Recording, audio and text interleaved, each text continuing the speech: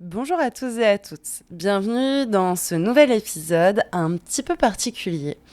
Dans le cadre du festival Changer de regard sur la mort que je co-organise avec Sandrine Lotte, ma binôme sur les apéros de la mort, nous avions à cœur de vous montrer un petit peu l'envers du décor. Qu'est-ce qui se passe dans un apéro de la mort? C'est quoi ces espaces créés par l'association Happy End qui est aussi partenaire de notre événement Changer de regard sur la mort? Pourquoi vous proposez ces témoignages? Pourquoi vous parlez des apéros de la mort? Pourquoi avoir créé un festival qui s'appelle Changer de regard sur la mort à l'occasion de la Toussaint le 1er novembre 2025? Tout simplement parce que ce sujet est encore beaucoup trop tabou. Notre expérience respective au contact des personnes endeuillées, d'associations, d'entreprises ou de structures médico-sociales montre bien des besoins sociétaux. Le fait de comprendre que chaque deuil est unique et qu'aucune solution n'est duplicable pour faire son deuil.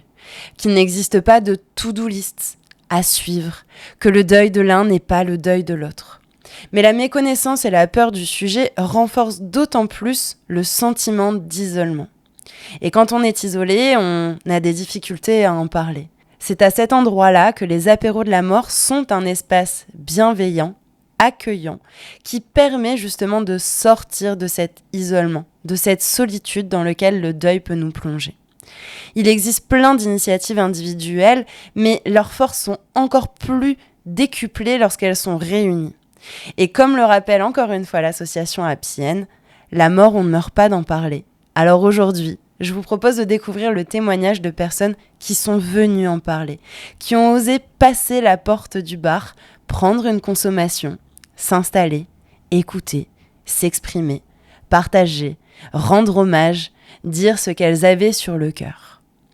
J'espère que ces témoignages vous donneront l'envie, que vous soyez sur la métropole lilloise ou ailleurs en France métropolitaine, d'aller découvrir les binômes d'ambassadeurs ou d'ambassadrices des apéros de la mort dans votre ville. Maintenant, place au témoignage. Bonjour Catherine, je suis ravie de pouvoir recueillir ton témoignage dans un cadre spécifique qui a été celle de ta participation aux apéros de la mort. Avant de rentrer clairement dans le vif du sujet, est-ce que tu veux bien te présenter, nous dire un petit peu qui tu es, ce que tu as envie de nous dire sur toi tout simplement? Bonjour Charlène, merci de me faire participer à ce témoignage. Je suis ravie d'être avec toi aujourd'hui. Et donc pour me présenter, voilà, je me prénomme Catherine, j'ai 42 ans fin octobre. Je suis mariée depuis 7 ans et je suis la maman de 3 enfants qui sont au ciel. Hmm, Voilà pour la merci. petite présentation. Merci à toi. Merci. Ça me permet d'embrayer justement et de faire le lien. On voulait justement avoir les mêmes questions qui allaient revenir pour les différents participants et participantes pour voir que finalement, on vient chacun avec des raisons différentes et puis on en retire chacun des choses différentes et on vit chacun notre expérience parce qu'on a chacun notre deuil. Tu l'as dit précédemment, tu es la maman de 3 petits anges. La question, c'était justement quel deuil as-tu traversé ou quel deuil traversez-vous encore actuellement? Qu'est-ce que tu as envie de nous dire justement sur ce deuil ou je pourrais peut-être dire, plus justement sur ces deuils? Oui, parce qu'effectivement, c'est plusieurs deuils. La perte des enfants, mais également ce que ça a amené dans notre vie, les deuils des vies, de notre vie de famille. Euh, et essentiellement, c'est le deuil de notre petit garçon du milieu. Les deux autres enfants sont partis en cours de grossesse, en début de grossesse. Et celui du milieu, notre petit garçon, la grossesse s'est très bien déroulée. Et il est né très malade. On ne l'a pas vu pendant la grossesse, il est né très malade. On l'a accompagné dans ses 5 premiers mois de sa vie et il s'est envolé à 5 mois. Et c'est ce deuil-là qui est le déclencheur de toutes mes démarches aujourd'hui de processus de deuil, de reconstruction et de guérison. C'est lui essentiellement qui m'a amené à venir aux apéros de la mort. Et donc du coup, dans le pourquoi es-tu venue à un apéro de Ouais. la mort, ça a été justement, motivé, tu me parles justement de ce chemin de guérison. Qu'est-ce qu'est-ce que tu étais venu chercher peut-être quand tu as vu la proposition? Qu'est-ce qui t'a appelé? Qu'est-ce qui t'a questionné? Comment ça s'est ressenti en toi, autant dans ton corps, dans ton cœur ou dans ta tête? Le besoin de parler de mon fils, de cette courte vie et de le faire vivre au travers de la mort. Le tabou qu'il y a dans notre société autour de la mort, la gêne qu'on peut retrouver, pour moi a été insupportable. J'avais besoin de me retrouver avec des personnes qui n'avaient pas de tabou, qui avaient de la bienveillance et qui, voilà, parlaient de la réalité, du corps, de la réalité de l'absence, du manque. Et c'est ça que je suis venue rechercher, une écoute, un échange, un partage, une force, la bienveillance. Quelque chose qu'on ne peut pas forcément retrouver avec ses proches ou avec ses connaissances dans la vie, dans le quotidien. C'est ça que je suis venue chercher. Le besoin de partager, d'être comprise, de ne pas être jugée et de pouvoir le déposer aussi. Enfin, le fait de parler, moi je dis souvent dire et se redire est une thérapie. Et le fait de pouvoir en parler, chaque fois on revisite cette histoire et c'est vrai que ça nous permet de s'apaiser, de voir parfois des pans de l'histoire qu'on n'avait pas vus, des pans de l'histoire qui nous touchent encore beaucoup, des pans avec lesquels, tiens, ça va mieux, des pans où, tiens, quand j'entends cette autre personne, waouh, ça résonne en moi et ça vient me toucher aussi émotionnellement. Et justement, comment tu as vécu le moment justement, c'est 2 heures généralement environ ensemble pendant l'apéro de la mort. Et est-ce que ce que tu étais venu chercher avec les mots que tu nous as cités précédemment, est-ce que c'est quelque chose que tu as trouvé et un petit peu, qu'est-ce que ça t'a apporté, on va dire, à chaud, tu vois, au moment vraiment de l'apéro de la mort sur le pendant? Un grand moment d'humanité. On arrive, on vient avec notre vulnérabilité, on n'est pas en force. Et un grand moment d'humanité. C'était d'échange, de partage. Et j'ai découvert également aussi euh, d'autres deuils. Parce que à la perte de mon petit garçon, j'ai vécu, je suis encore en parcours de soins, le corps s'est effondré. Et donc le deuil de la santé, le deuil des projets professionnels, le deuil de la vie de famille. Et c'est ce que j'ai aussi trouvé, donc des sujets de réflexion, des, des nouveaux projets, des nouveaux objectifs, voilà, un grand partage. Mmh. Merci. Tu parles d'humanité, j'ai envie de rebondir sur ce mot parce que, en fait, la mort et donc le deuil, hein, qui sont les 2 penchants l'un de l'autre, c'est ce qu'on partage avec tous les êtres humains et je pourrais même dire avec tous les êtres vivants de cette planète, avec les gens qu'on aime, mais aussi avec les gens qu'on n'aime pas, avec les gens qu'on connaît et avec les gens qu'on connaît pas. Et malgré, toutes nos différences en tant qu'êtres humains et toutes nos différences au sein du processus de deuil, c'est quelque chose qu'on vivra tous. C'est un passage, une épreuve, un moment, une expérience de vie qu'on vivra tous et toutes et qu'on vivra tous et toutes aussi à notre manière. Et je trouve ça très intéressant que justement tu partages cette notion de deuil de manière plus large avec cette notion de mort symbolique. Tu parles du travail, tu parles du corps, tu parles de la famille et ça permet de dire que oui, c'est vrai que dans les apéros de la mort, on entend principalement le deuil au sens du décès, mais en fait, on vient voir et regarder toutes les pertes et tout ce que ça a engendré comme perte et comme différence. Et ça permet aussi de voir les témoignages des autres et de se dire: «Ah tiens, j'avais pas pensé à ça» ou «Je pensais pas qu'on pouvait le vivre comme ça» ou «J'avais pas imaginé» et je trouve qu'il y a un côté qui est aussi, enseignant d'une certaine manière où on apprend les uns des autres, on apprend des vécus des autres et c'est ce que je retrouve à travers tes mots donc vraiment, enfin merci. Ça me touche de voir que cette intention qu'on a, à travers ces espaces, ait fait écho en toi de cette manière-là. Oui, vous me l'avez transmis vraiment avec beaucoup de lumière, beaucoup de bienveillance. Et du coup, est-ce qu'il y a des choses qui, depuis cet apéro, de la mort, est-ce qu'il y a des choses qui ont changé pour toi? Une posture de légitimité dans mon deuil et dans mes deuils. Déjà, je n'étais plus seule. Euh, et on culpabilise toujours à s'effondrer, à ne plus être en capacité de faire. Et là, en fait, je me trouve légitime de prendre le temps, de me recueillir, de guérir, d'avancer. Euh, et ça, c'est un précieux cadeau. Ouais. J'entends un peu derrière ça le fait de, d'avoir normalisé ce que tu vis, ce que tu ressens, ce que tu traverses, et de pas être dans le il faut se dépêcher, il faut faire son deuil, il Ouais. faut le suivre de telle manière.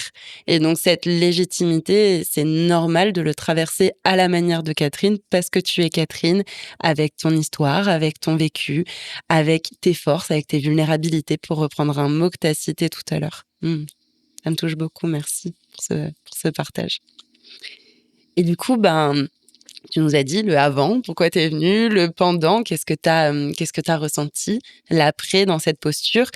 Si, prenons l'exemple de je n'anime pas les apéros de la mort et puis, tiens, ça me questionne, peut-être que je traverse un deuil, ou pas, mais ça me questionne. Cette question de la mort et du deuil me questionne pour des raisons qui me sont propres et qui me sont personnelles.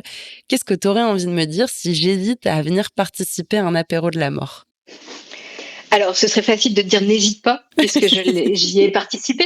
Euh, J'aurais tendance à dire, si tu as des réticences, de ne serait-ce qu'un petit message à Happy End pour savoir dans quoi tu peux participer, comment se déroule une séance, quels sont les voilà, est-ce qu'on peut venir, est-ce qu'il faut être de telle ou de telle manière. Euh, Quand j'ai voulu m'inscrire à l'apéro de la mort, il y avait un petit dysfonctionnement au niveau du site internet. J'ai envoyé un message et une réponse très rapide avec beaucoup de gentillesse et rien que ce premier contact. Donc, ce serait le conseil que je pourrais donner. Prends contact, rien que par un message, ça n'engage à rien. Et ou sinon, venir accompagner Mmh. avec une personne chère à son cœur qui nous comprend, parce que faire le pas seul, c'est pas évident. Ouais. Donc venir accompagner. Mmh. Et puis tu as raison, c'est vrai que s'informer sur, OK, quand on sait comment ça va se dérouler, Ouais, notre cerveau, il se sent un peu plus en sécurité en disant: «OK, ça va se passer comme ça». Des choses toutes simples que je peux peut-être compléter, par rapport à ce que tu dis, mais on n'est pas obligé de parler. En tout cas, je parle avec mon binôme, avec Sandrine, et je pense que tu pourras en témoigner. On demande le prénom, on demande simplement qu'est-ce qui a motivé à venir à l'apéro, mais après, chacun est libre d'échanger ou non, chacun est libre de rebondir, chacun est libre soit d'écouter, et le fait de savoir un peu comment ça va se passer, ça peut nous sécuriser. Tiens, je suis pas obligée de tout le temps de parler, ça va pas être chacun son tour. C'est pas, tiens, j'ai 2 minutes, pas plus, pas moins. Non, pas du tout. Il y a quelque chose qui est assez fluide et qui est en fait, libre au fonctionnement de chacun, comme dans le deuil finalement. Et comme tu dis, venir avec quelqu'un, en étant accompagné, parce que, pareil, ça peut nous sécuriser, ça peut nous rassurer, ça peut nous mettre plus en confiance. Hem, Pareil, cette personne, elle est pas obligée d'avoir traversé un deuil, hein. Elle peut simplement être un ou une amie qui a pas forcément traversé de deuil, et on n'est d'ailleurs pas obligé de traverser un deuil pour venir à un apéro de la mort. On a parfois des personnes qui se posent des questions simplement sur ces sujets-là tout à fait. et qui viennent aussi, tiens, s'intéresser et se nourrir des témoignages des autres pour aussi, découvrir parfois certaines ressources. Donc merci beaucoup pour ces conseils. Mais merci à toi, merci à Sandrine. Je voudrais juste du coup rajouter que quand on arrive à un apéro de la mort avec Sandrine et toi, vous posez un cadre, une bulle de paix, une bulle de calme. Et effectivement, on n'est pas obligé de parler. On peut juste être là et vivre le moment. Voilà, vous nous mettez dans de la douceur. Et ça, merci infiniment pour ça. Parce que c'est déjà difficile ce qu'on vit. Et donc, c'est pour se retrouver comme ça, un peu cocooné, un peu, voilà, c'est une pause dans le temps. Vraiment, on est hors du temps. Et on prend soin de soi dans un apéro de la mort. C'est ça. Merci beaucoup Catherine pour ton Merci à vous. témoignage, et puis, voilà, juste merci en fait. Merci en mon nom Merci. et aussi en nom de Sandrine et aussi au nom d'Apienne. Merci beaucoup Merci Catherine. à Sandrine, merci à Appienne, merci à toi, Charlène. Merci. Bonjour Floriane. Bonjour Charlène. Je suis ravie de pouvoir, recueillir ton témoignage qui rentre dans le cadre, justement, de ces témoignages suite à une participation, aux apéros de la mort.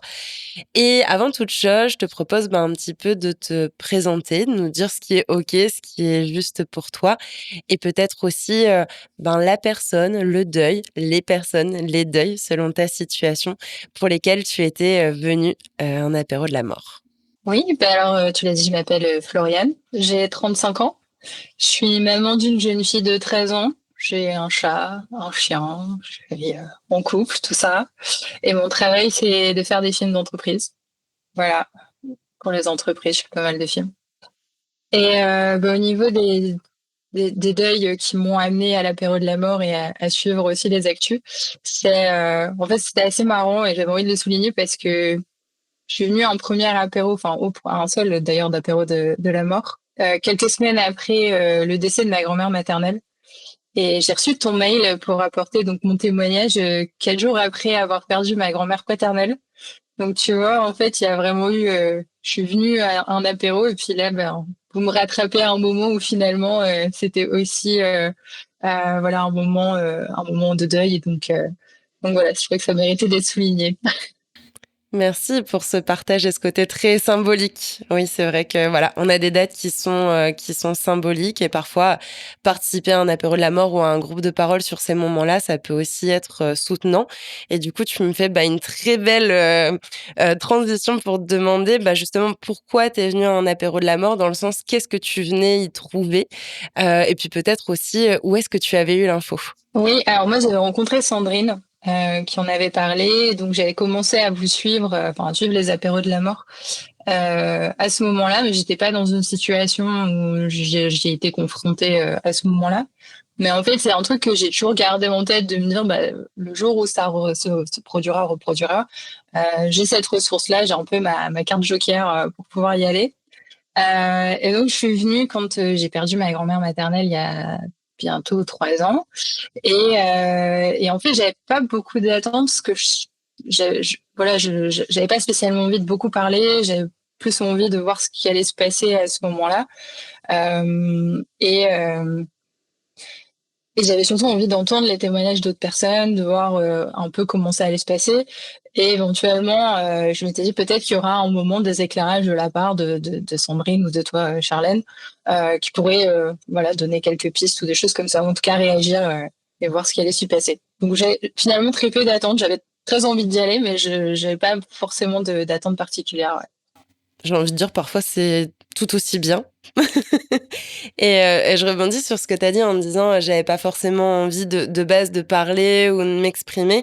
Et merci de le dire parce que on n'est pas obligé de participer verbalement.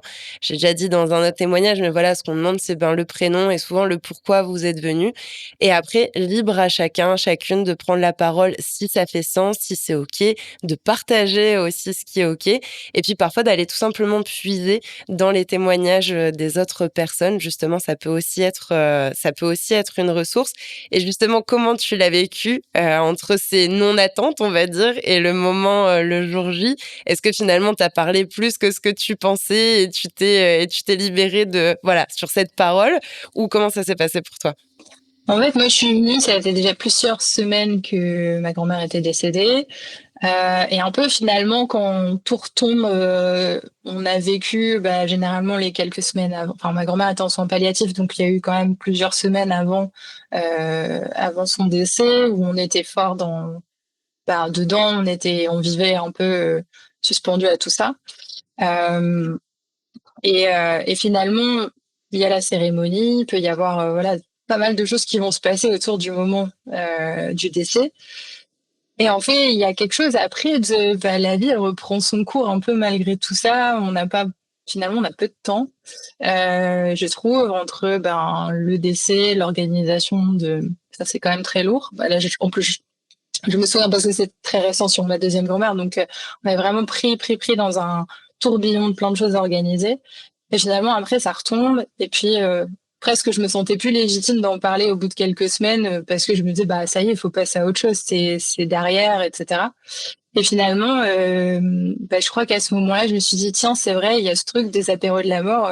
Ça peut peut-être être l'occasion de justement d'y aller dans un cadre où tout le monde s'en fiche que ça fasse quelques semaines ou quelques mois ou enfin finalement la date, la temporalité, elle est pas importante et je connais personne. Alors il se trouve que je suis venue avec ma sœur pour le coup, mais finalement on était dans cet espace très très très posé et en fait donc, comme je te disais, moi j'étais pas très à l'aise avec le fait de venir parler, d'exposer un peu les ressentis, etc. J'ai pas non plus, j'avais un peu peur qu'on nous demande trop d'exercices un peu perchés comme des fois on peut avoir. Et j'étais pas hyper à l'aise avec toute cette dimension-là. Et finalement, j'ai trouvé que juste arrivé, chacun est allé se chercher un verre, on s'est posé, tout le monde s'est présenté. Moi, j'ai dit ce que j'avais à dire aussi. Je pense que j'ai réagi un petit peu, voilà, des témoignages. J'ai pas forcément eu un truc qui s'est lâché de dingue où j'ai commencé à tout expliquer ma vie non plus, mais j'ai quand même senti que par tout ça, tout ce qui se disait, tout ce qui se passait, il y avait à l'intérieur quand même quelque chose qui se débloquait, quoi. Enfin, je trouvais que c'était très apaisant aussi, malgré les émotions, parce qu'il y a quand même beaucoup d'émotions dans les partages. Euh, j'ai beaucoup aimé en fait le fait qu'on respecte les silences. Il y a des moments où il se dit rien. Et avant de trop se relancer, on laisse ces moments un peu là qui sont suspendus. Je trouvais aussi qu'il était chouette, c'est qu'il y avait du rire et de l'humour, mais un peu à l'image justement des cérémonies après, où finalement on se remémore, on peut rire de choses, etc. Et, et en fait, moi, ce que j'ai beaucoup apprécié, je pense, c'est vraiment le truc principal, c'est que c'est un espace où ça n'existe pas pour trouver des solutions, pour sécher ses larmes, mais pour aller un peu thérapie de vas-y, après on est reparti. En fait, il n'y a pas d'objectif vraiment. C'est vraiment un endroit très où tout est autorisé, tout est possible, mais où il n'y a pas un truc de on doit atteindre ça en sortant quoi. C'est juste un espace qui est là, qui existe sur je sais plus si ça a duré 1 heure et demie, 2 heures, je sais plus, mais c'était vraiment de dire justement c'est un endroit où on vient pas chercher une performance du deuil quelque part, on est juste là pour se poser et lâcher quelque chose ou déposer ce qu'on a à déposer quoi. Et ça c'était vraiment ce qui m'a plu de pas avoir l'impression d'avoir dû cocher des cases à la fin quoi.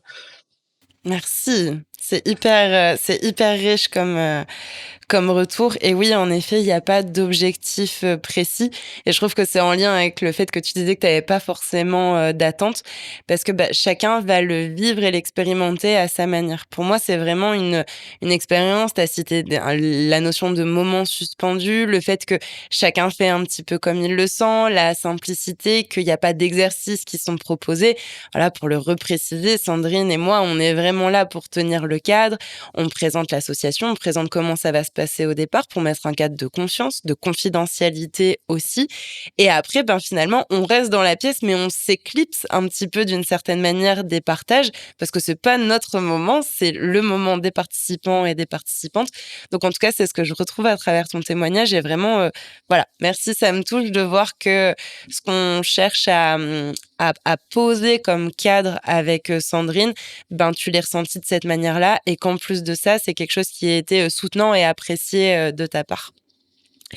Et du coup, j'ai peut-être envie de te demander après coup, maintenant que tu l'as vécu, qu'est-ce que ça t'a apporté? Peut-être avec quoi t'es reparti? Ou est-ce qu'il y a des choses qui ont changé depuis cet apéro de la mort? C'est assez marrant parce que le sujet de la mort et le sujet plus généralement, on va dire même de la fin de vie, etc. C'est pas forcément un sujet qui est très tabou pour moi. Personnellement, j'ai pas. Euh, je vais prendre un cliché un peu, mais j'ai pas peur parce que j'en parle que ça va arriver, par exemple. Enfin, je suis pas trop dans ce truc-là. J'ai pas. Mais j'avais surtout l'impression de pas oser en parler parce que les gens en face réagissent souvent avec justement un peu de rejet ou de la difficulté à se confronter, des choses comme ça. Et finalement, en fait, d'avoir participé à cet apéro où il y avait déjà, je sais plus combien on était, mais il y avait au moins une dizaine de personnes, je me suis dit, déjà, quand même beaucoup de gens quoi, qui passent un peu ce cap de venir en parler.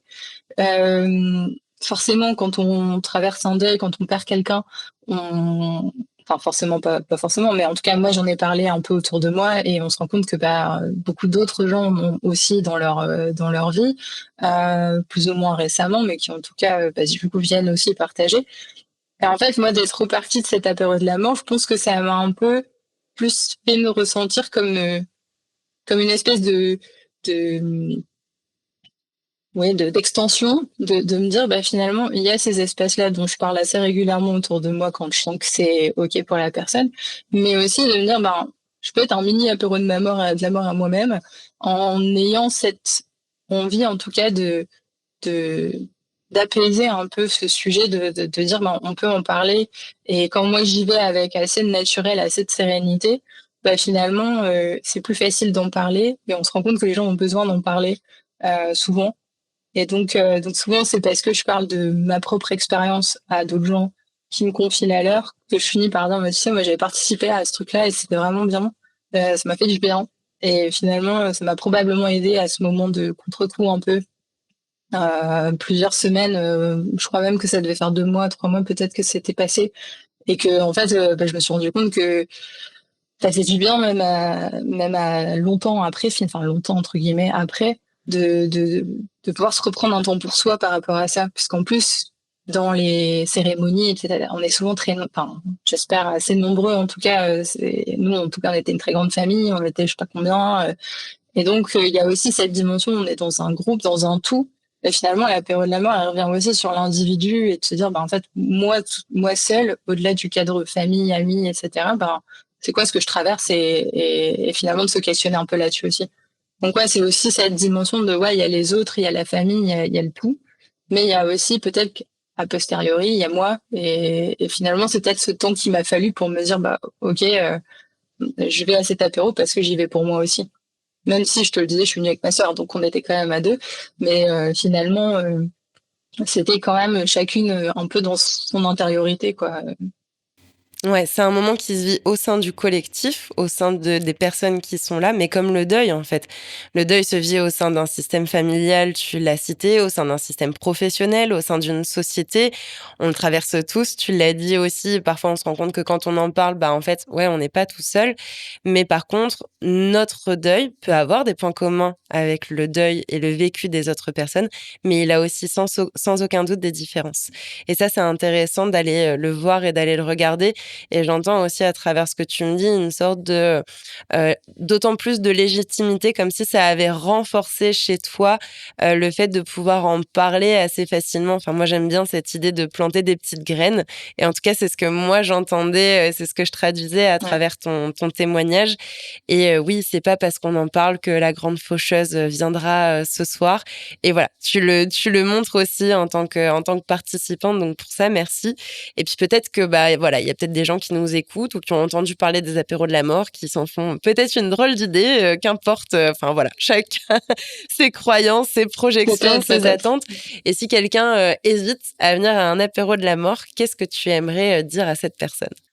Justement, un peu dans tout ce qu'on a dit, c'est-à-dire que c'est assez libre. Moi, j'ai trouvé que c'était très respectueux, qu'il y avait finalement une forme d'adaptation naturelle, comme on disait. T'as des gens qui vont peut-être plus parler que d'autres, mais finalement, c'est pas tant que ça monopolise la parole. Vous êtes aussi là pour veiller à ça avec Sandrine, mais finalement, c'est vraiment être dans quelque chose de j'y vais et je suis pas obligée ni d'y aller ni de complètement témoigner. Il peut se passer des choses et en fait se laisser un peu surprendre aussi par l'expérience et par le groupe. Euh, En tout cas, moi j'ai trouvé que c'était un moment à la fois simple, respectueux et très précieux finalement. Donc évidemment, j'encourage les personnes qui se sentent voilà, qui hésitent ou qui se sentent un peu appelées sans oser passer le cap à y aller, bien sûr. Ouais, c'est finalement oser venir, oser y aller en disant que on est toujours libre de dire oui, de dire non, de s'exprimer, de s'étaler un peu plus ou pas. Enfin voilà, Carrément. cette notion de liberté, elle est importante et merci de l'avoir rappelé, merci de m'avoir accordé un petit peu de ton temps aussi pour témoigner et que voilà, c'est aussi pour moi des petites graines et que ça puisse toucher d'autres personnes qui eux-mêmes traversent un deuil pour que chacun, chacune puisse finalement se saisir de ces espaces, les découvrir sans faire son propre avis, raisonner ou pas avec, qu'importe, il n'y a ni bonne ni mauvaise réponse, mais que voilà, cette proposition, elle existe et elle était importante pour nous à mettre en lumière. Donc, merci beaucoup, Floriane. Est-ce qu'il y a quelque chose que tu voulais rajouter? Non, pas particulièrement. En tout cas, je suis très heureuse que ça existe. Super. Eh bien, écoute, merci beaucoup et puis je te dis à très vite. Merci.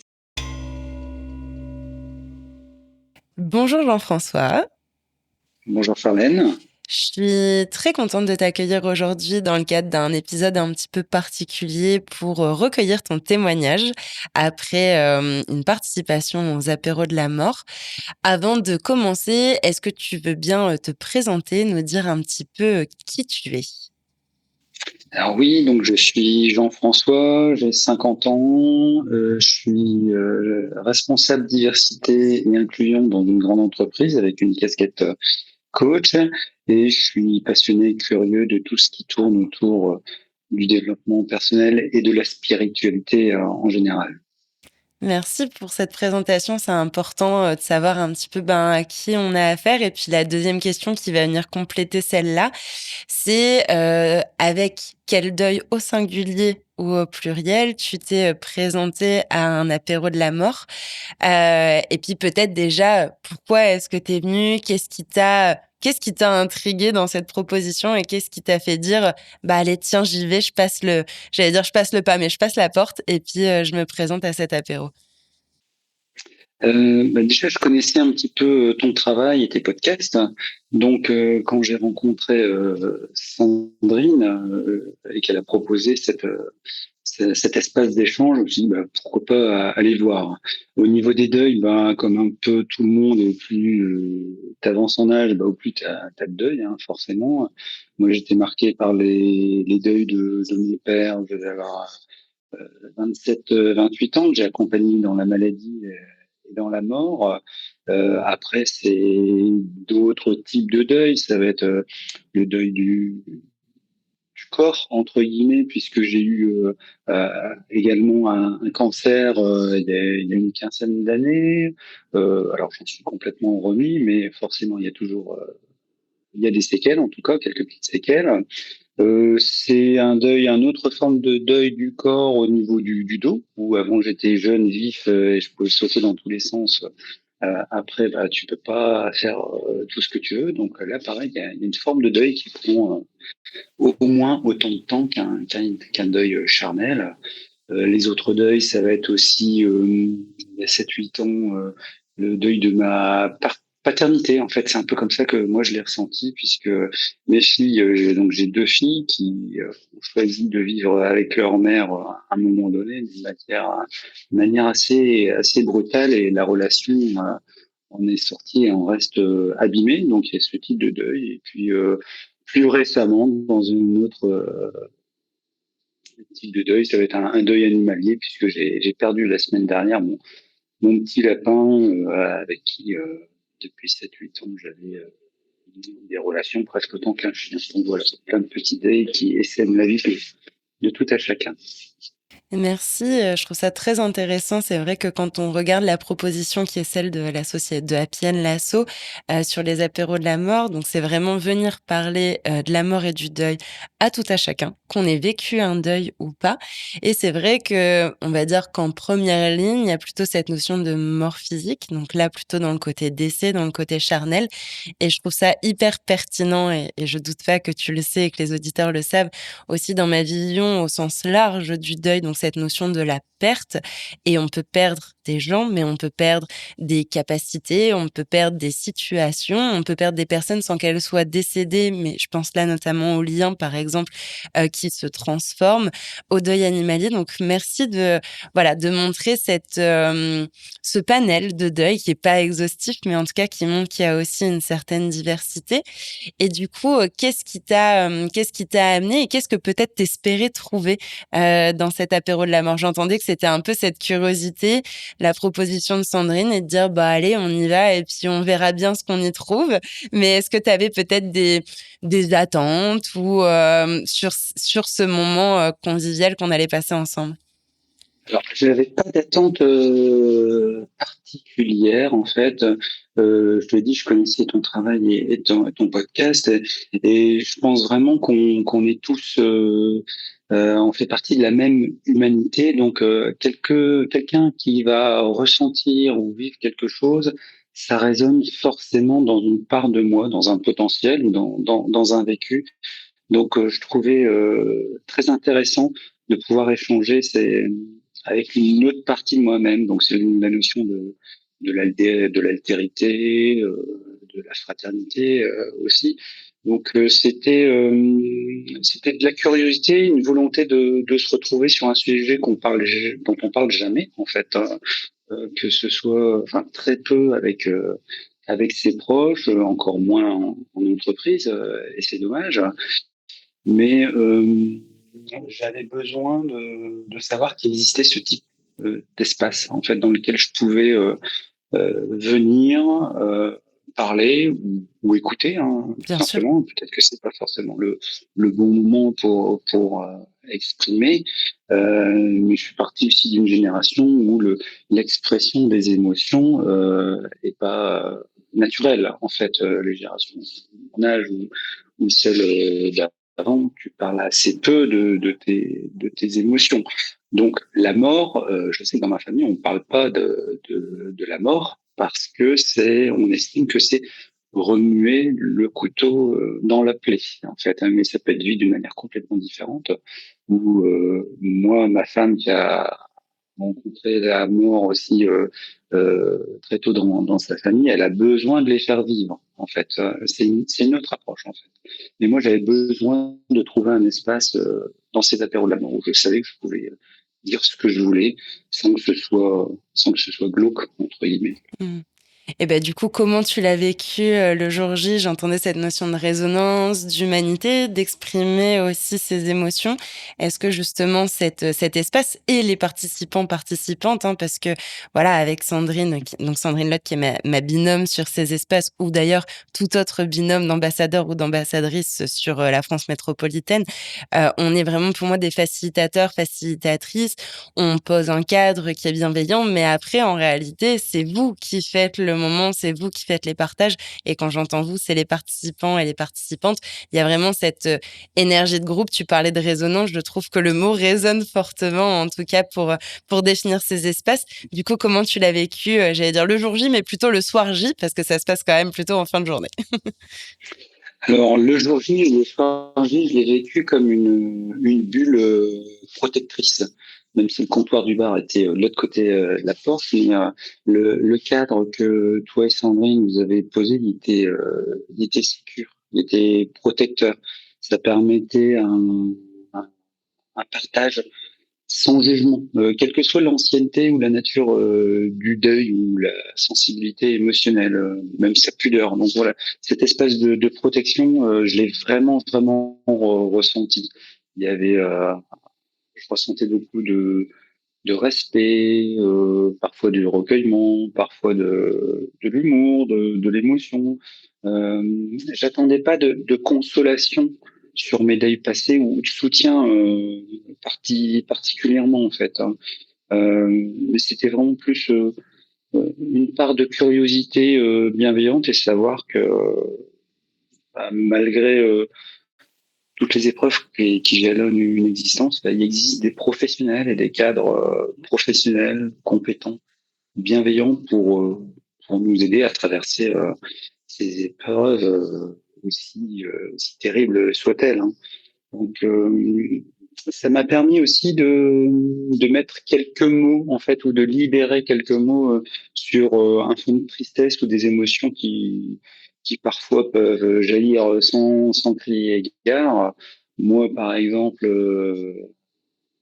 25 ans après le décès de mon père, je l'ai pas forcément complètement digéré, tout simplement parce qu'à l'époque, je me suis pas autorisé à aller jusqu'au bout de ma peine, en fait. Je l'ai pas libéré comme il fallait pour plein de raisons, hein. Je pensais que je devais tenir mon rôle de fils, de frère aîné, de mari, soutenir les autres. Et même si le temps pense toutes les blessures, comme on dit, je sais qu'un jour, il faudra certainement que je m'y replonge. Donc je sais qu'un jour, si j'en ressens le besoin, en fait, je pourrais faire un appel à vous. Après, ça peut être aussi mon épouse, moi-même, un travail sur moi, mais en tout cas, trouver un espace dans lequel on te guide, je pense que ça peut être très bien, plutôt que de se perdre en pointillé et faire traîner les choses. Bien sûr. Merci d'insister sur l'aspect bienveillant et l'aspect diversité aussi des partages. Je trouve que c'est important parce que et il y a une autre chose que je voulais relever, c'est le fait que tu disais: «J'attendais pas de consolation, ni de soutien», mais tu pas cité le mot, en tout cas, c'est le mot que moi j'ai ressenti derrière, mais plutôt une écoute. Le fait de pouvoir s'exprimer, Mmh. déposer des choses, qu'elles puissent résonner peut-être ou non chez d'autres ou simplement questionner. Parce que quand ça résonne pas, bah, il y a forcément un questionnement. «Tiens, pourquoi ça résonne pas à l'intérieur de moi? Pourquoi ça vient me gratter? Pourquoi X, Y, Z?»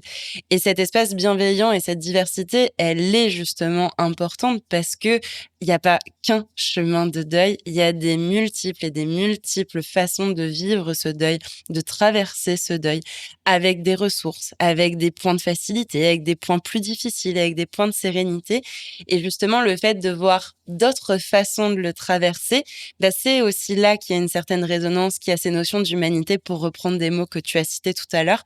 Donc merci de le préciser. Je pense que c'est important que les auditeurs et auditrices qui peut-être n'ont pas vécu ces moments ou se questionnent sur ces moments ou ces espaces puissent se dire, ben, ok, ben, je peux y aller avec qui je suis, avec ce que j'ai envie d'amener ou pas. D'ailleurs, comme tu le disais tout à l'heure, on peut certes parler, mais on peut aussi simplement écouter.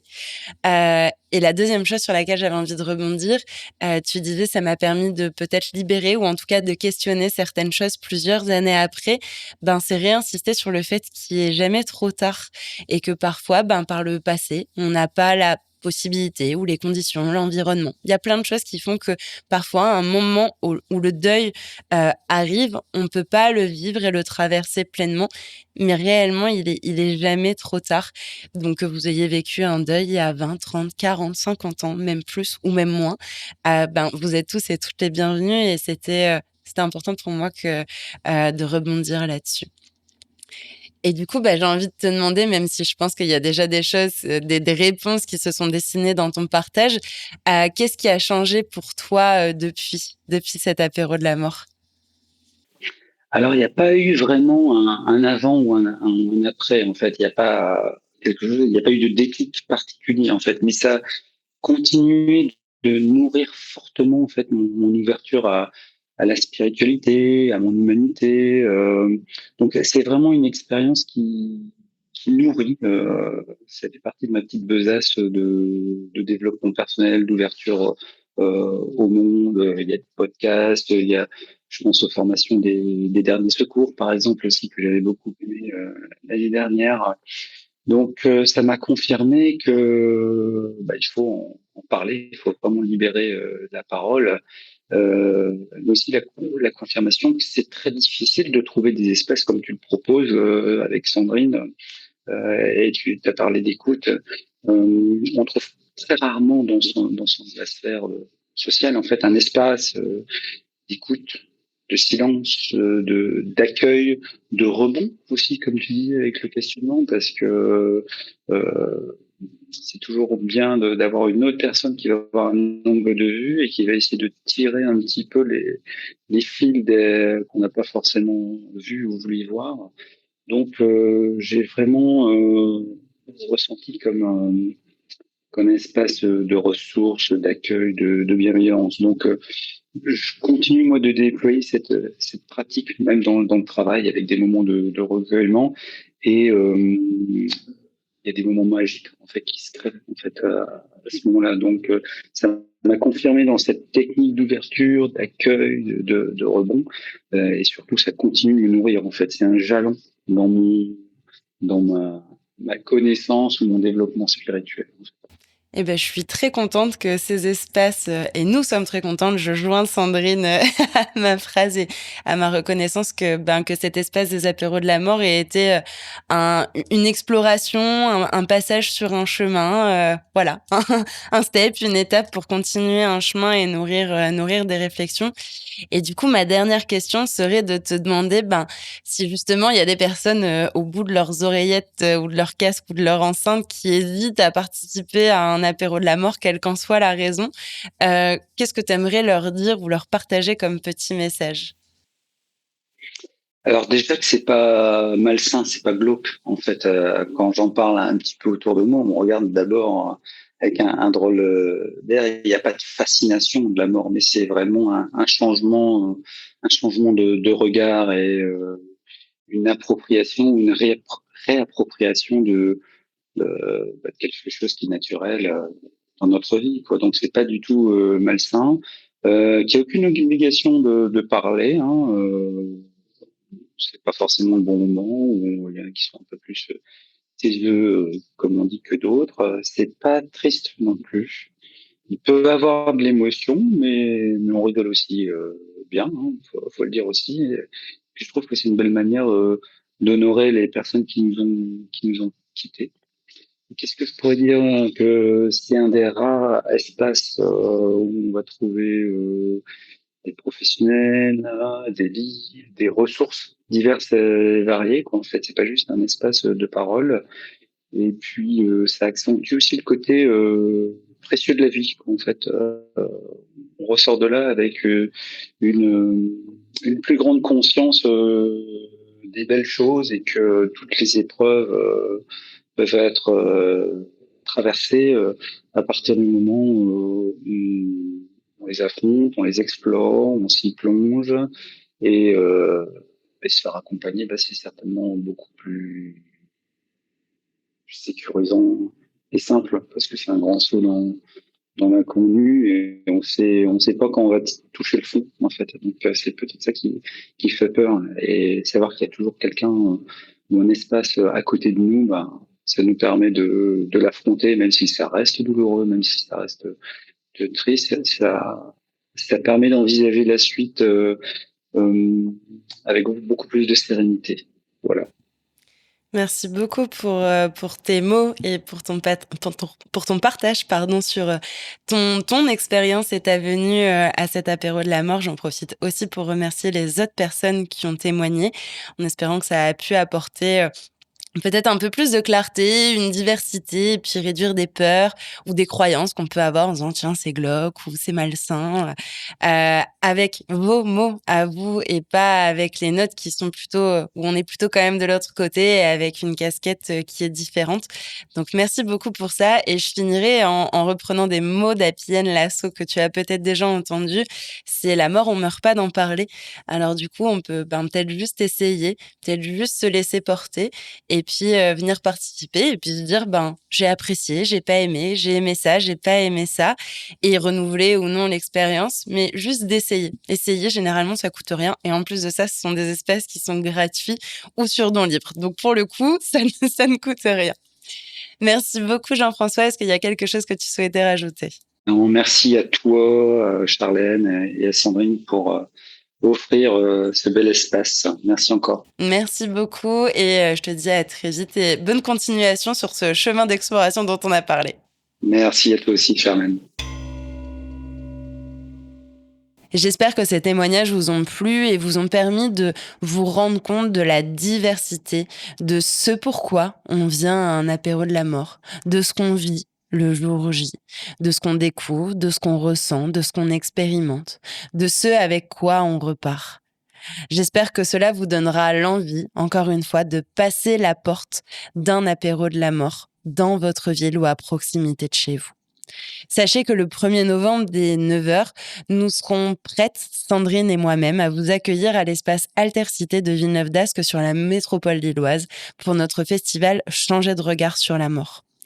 Le programme de la journée se divisera en 3 parties. Une matinée qui sera offerte par certains partenaires.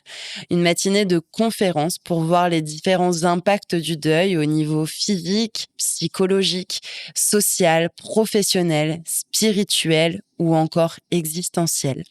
Le midi se tournera autour d'un déjeuner mortel pour remettre la tradition du repas funéraire, du boire et du manger ensemble pour rendre hommage à nos défunts. Et l'après-midi sera un espace forum avec la présence de partenaires que je profite pour remercier en nos 2 noms, à Sandrine et moi-même, notamment Vivre son deuil, la coopérative funéraire de Lille, Dialogue et Solidarité, Appienne Lasso, le CIDFF, Dernier Secours, Avec nos proches, ou encore nos partenaires respirologues, philosophes praticiennes, Biclou Book avec une bouquinerie itinérante, Orios, auteur-compositeur, ou encore un duo guitare-chant, Un petit bout d'étoile. J'espère pouvoir vous rencontrer sur cet espace, sur ce lieu, sur ce jour, et dans ce festival, changer de regard sur la mort pour sa première édition le 1er novembre 2025. Je vous dis à très vite, je vous remercie pour votre écoute.